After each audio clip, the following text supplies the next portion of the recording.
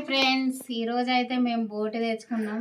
ఇక పొద్దున్నే తెచ్చుకున్నాం కానీ ఇక మేము పొద్దున్నే పొలం పనికి పోయినా, అందుకోసం అనే అండలేదు. ఇప్పుడైతే ఇక కడిగిన ఇగో అండుతున్నాను. ఇక ఫస్ట్ ఉడకబెడతా ఎప్పుడే కానీ నేను ఎక్కువ కట్టెల పొయ్యి విన్నే అండుతా బోటి. ఎందుకనంటే మా అత్త మామ కట్టెల పొయ్యి మీద అండుతేనే రుచి ఉంటుందని, అందుకే కట్టెల పొయ్యి మీద అండమంటారు. అందుకే నేనైతే ఇప్పుడు కట్టెల పొయ్యి విన్నే ఇక ఉడకబెడతాను. కొంతమంది అట్లనే మర్రేసుకుంటారు కానీ ఇక నాకు నచ్చది, ఇవాళ ఇష్టం వాళ్ళు. అందుకోసమని నేను ఫస్ట్ ఉడకబెట్టినాక వండుతా. చూడండి ఫ్రెండ్స్, మీరు కూడా ఇంకా కట్టెల పొయ్యి మీద వండుకుంటారా? నేనైతే ఎక్కువ శాతం కట్టెల పొయ్యి విన్నే వండుకుంటా.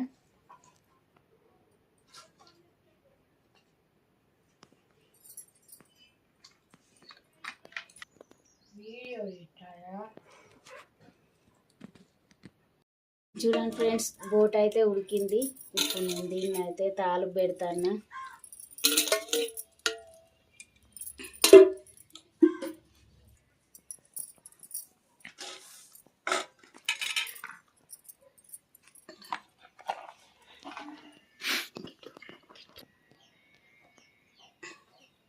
సరిపోయేంతనైతే కారం వేస్తాను. అల్లం పేస్ట్ వేడైంది, మిరపకాయలు వేస్తాను.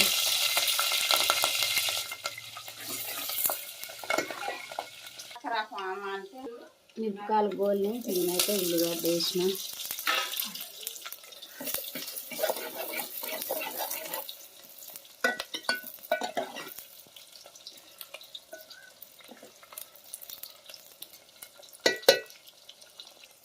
ఉల్లిగడ్డ గోలిన కాబట్టి అల్లం పేస్ట్ తాలింపుకి ఎత్తే మంచిగా ఉంటుంది.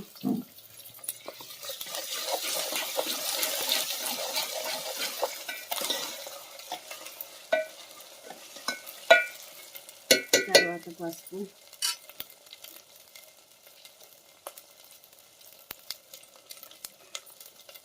అవి గోలినాయి కాబట్టి బోట్ అయితే వేస్తాను.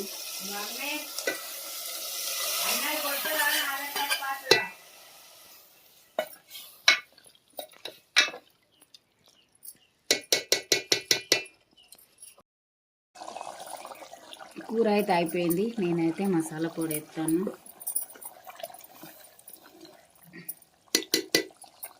తర్వాత కొత్తిమీర,